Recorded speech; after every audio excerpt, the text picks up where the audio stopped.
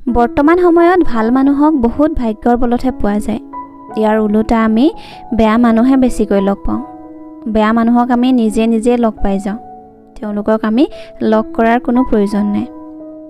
আমাৰ মনলৈ প্ৰায়ে এইটো প্ৰশ্ন আহে যে বেয়া মানুহে বেয়া কাম কৰিও কেনেকৈ সুখত থাকে, আৰু ভাল মানুহে ভাল কাম কৰিও ইয়াৰ ওলোটাহে হয়।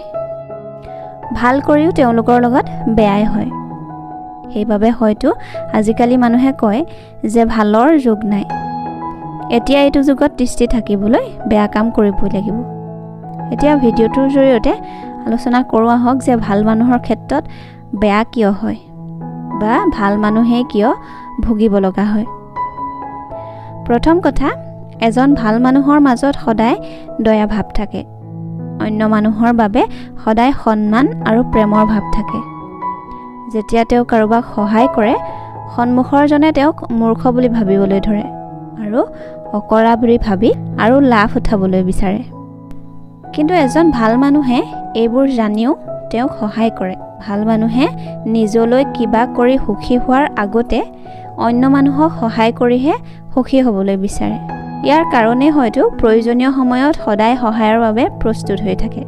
বাস্তৱিকতে ভাল মানুহজন তেওঁৰ এই নিজৰ স্বভাৱৰ বাবে দুখী নহয়।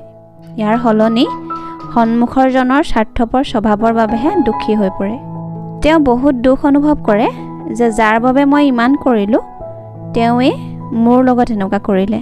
বাস্তৱিকতে নিজৰ ক্ষমতাৰ বাহিৰত গৈ বেলেগৰ সমস্যাত সহায় কৰাটো আৰু নিজৰ সুখকো পিছত থৈ দিয়াটো, এই স্বভাৱৰ বাবেই ভাল মানুহৰ দুখ বেছি হয়। এই ক্ষেত্ৰত ভাল কামে দুখ দিয়া নাই, দুখ ইয়েহে দিছে যে যেতিয়া আমি বেয়া মানুহৰ স্বাৰ্থপৰ মানুহৰ সহায় কৰোঁ, তেতিয়া আমাৰ মনত দুখ লাগে। দ্বিতীয় কথা হ'ল, এজন ভাল মানুহে কেতিয়াও অন্য এজন মানুহৰ হৃদয়ত দুখ দিব নিবিচাৰে। নিজে নিজৰ বিষয়ে বেয়া শুনিবও আৰু চুপচাপো থাকিব।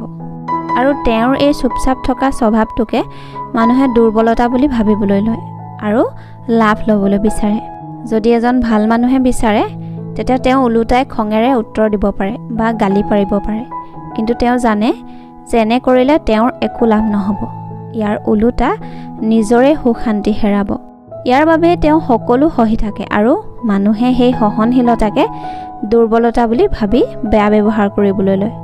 সেই বেয়া ব্যৱহাৰৰ বাবে এজন ভাল মানুহৰ বহুত দুখ হয়। ইয়াতো তেওঁ ভাল হোৱাৰ বাবে দুখ পোৱা নাই।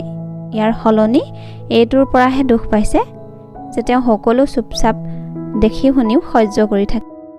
আচলতে যিজন মানুহে বেয়া ব্যৱহাৰ কৰে তেওঁতো বেয়া কাম কৰেই, কিন্তু যিজন মানুহে মনে মনে তাক সহ্য কৰি থাকে তেওঁ বেয়া কাম কৰে, কাৰণ সেই ব্যক্তিজনক আৰু অধিক বেয়া ব্যৱহাৰ কৰিবলৈ ই প্ৰেৰণা যোগায়।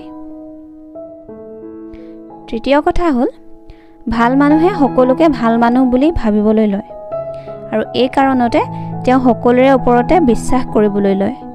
সকলোৰে কথা সঁচা বুলি ভাবিবলৈ ধৰে। সকলোৰে সহায় কৰিবলৈ প্ৰস্তুত হৈ পৰে।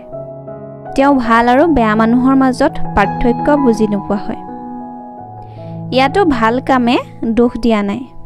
সঁচা আৰু মিছাৰ মাজত পাৰ্থক্য বিচাৰিব নোৱাৰাৰ বাবেই ভাল মানুহৰ দুখ বেছি।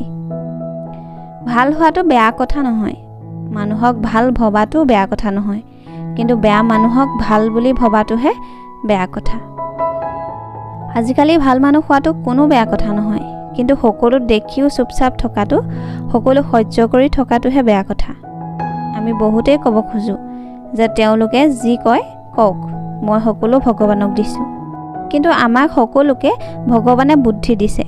যদি আমি নিজে নিজৰ ৰক্ষা কৰিব নোৱাৰোঁ, তেতিয়াহ'লে ভগৱানে কেনেকৈ কৰিব?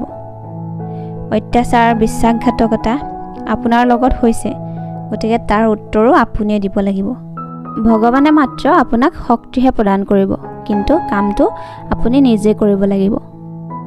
শ্ৰীমদ ভাগৱত গীতাতো শ্ৰীকৃষ্ণই অৰ্জুনক, যেতিয়া অৰ্জুনে যুদ্ধ নকৰোঁ বুলি কৈছিলে নিজৰ আত্মীয়সকলৰ সন্মুখত, তেতিয়া তেওঁ কৈছিল যে তোমাৰ কৰ্তব্য এইটো নহয় যে তুমি যুদ্ধ নকৰাকৈ থাকা, তুমি এজন ক্ষত্ৰিয়।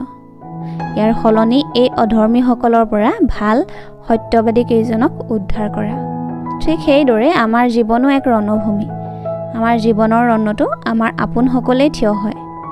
যিদিনাৰ পৰা আপোনাৰ লগত হৈ থকা বেয়া ব্যৱহাৰ, বেয়া কথাবোৰ সহ্য কৰাটো এৰি দিব, তেতিয়াৰ পৰাই আপোনাৰ ভাল কামে সকলো ফালৰ পৰাই আপোনাক সুখ দিব। আৰু তাৰপিছত আপুনি ক'ব নোৱাৰিব যে মই ভাল কৰিলোঁ তেওঁৰ লগত, কিন্তু তেওঁ মোৰ লগত এনেকুৱা কৰিলে। ভিডিঅ'টো ইমানখিনিয়ে। যদি ভাল পালে লাইক কৰিব, কমেণ্টত আপোনালোকৰ মন্তব্য জনাবলৈ নাপাহৰিব। আপোনালোকৰ বহুমূলীয়া সময়কণ দিয়াৰ বাবে বহুত বহুত ধন্যবাদ।